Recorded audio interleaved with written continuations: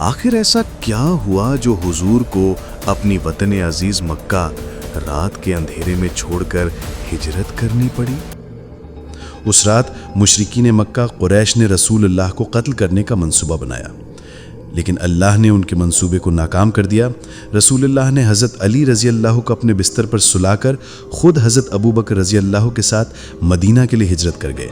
راستے میں مشرکین مکہ آپ دونوں کا پیچھا کرتے ہوئے لار سور تک پہنچے، جہاں پر غار کے منہ پر مکڑی کا جالا اور کبوتر کا گھونسلہ بنا ہوا تھا۔ قریش وہاں تک آئے، لیکن کہنے لگے یہاں کوئی نہیں ہو سکتا، یہاں تو مکڑی کا جالا ہے۔ حضرت محمد صلی اللہ علیہ وسلم اور ابو بکر رضی اللہ نے مشکل سفر کے بعد 12 ربیع الاول کو قباء اور پھر مدینہ پہنچ گئے۔ مدینہ کے لوگوں نے رسول اللہ کا انتہائی پیار اور عزت سے استقبال کیا اور یہ نغمے گنگنائے گئے: طلع البدر علینا من ثنیۃ الوداع، یعنی جیسے اندھیروں میں چاند روشنی لے آتا ہے، ویسے ہی آپ صلی اللہ علیہ وسلم ہماری زندگیوں میں رحمت اور نور لے آئے۔